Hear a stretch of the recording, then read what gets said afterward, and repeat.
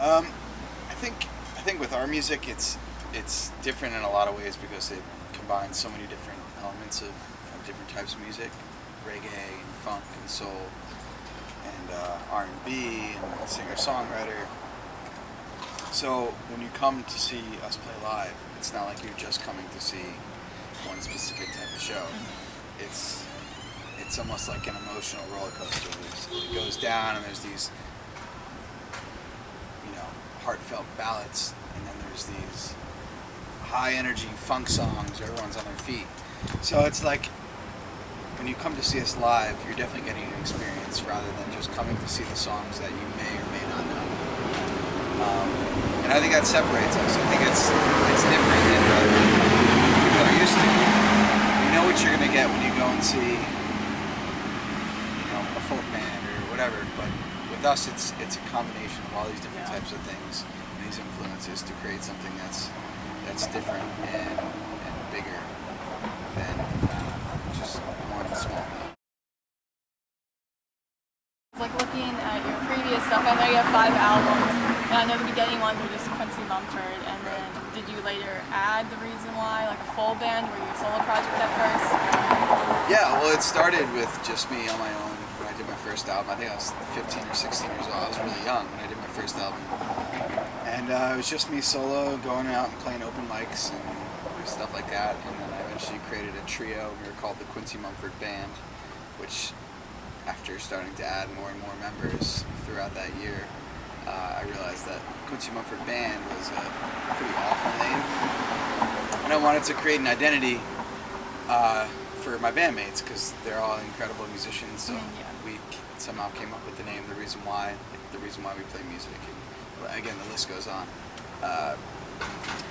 So I formulated the reason why in order to give them an identity because the band grew to a 5-piece, sometimes 6 or 7-piece band.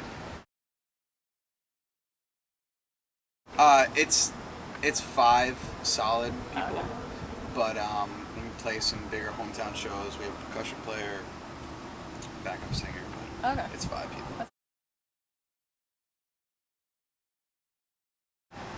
Well, it's different than anything I've done before because to me it feels like it's a complete album rather than just a bunch of songs that are placed together and written separately and just put in a random order on an album.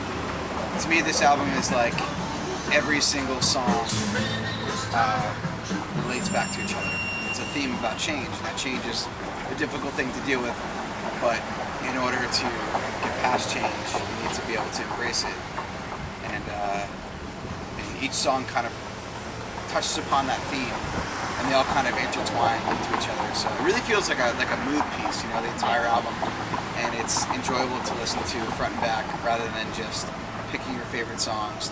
Three might be good rather than like all of them, And I feel like this is a story, which is cool for me, Hopefully other people see the same. Actually, our keyboard player drew the album artwork. Yeah, I've done all the previous ones in the past myself, and she's an incredible artist, so I had her do it. And the art is well, you've seen it. It's like a tree that's morphing into a woman, and to me that's represents change and growth. No, I think it fits it like that. Growth and something that's stuck in the ground and becoming beauty. A woman symbolizes beauty.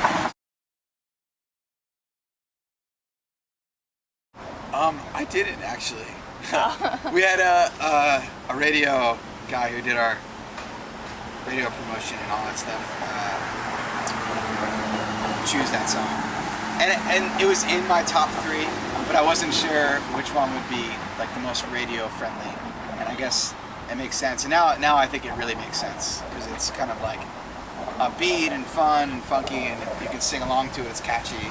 Yeah. So I guess that's why. Change. Okay. Yeah, the first song.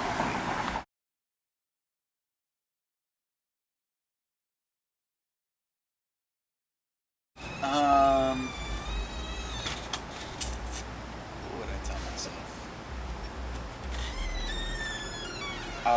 Probably to study more music. You know, I did as I got a little bit older. I started studying music, and then I took a break from it. When I first put out my first couple albums, and just got caught in the same routine. And sometimes the songs started sounding similar, and you know, not as mature as they do now. So if I were to go back and tell myself, I'd say, like, continue to work with other artists and study and become better at your instrument and write more. Just because as I learned that as I got older, I became a better writer and a better musician. So if I could have done that younger, maybe things would be even better than they are. Yeah.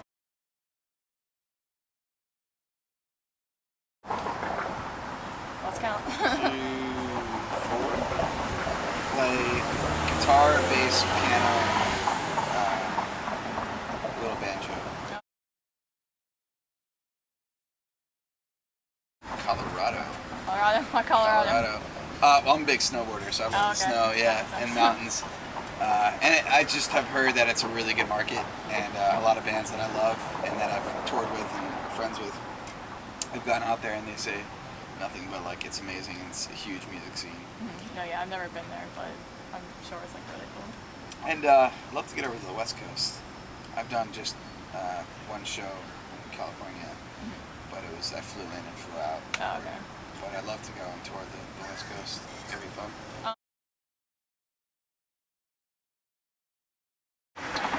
Well, when we get home, we have a big hometown show, which is exciting because it'll be, you know, a nice big crowd. And, we haven't played in our market for a while, so that'll be fun. That's on the 31st, and then we're shooting a music video. Oh, really? So For it's- a hard place? For our place, yeah. That's cool. So that'll be fun. All right.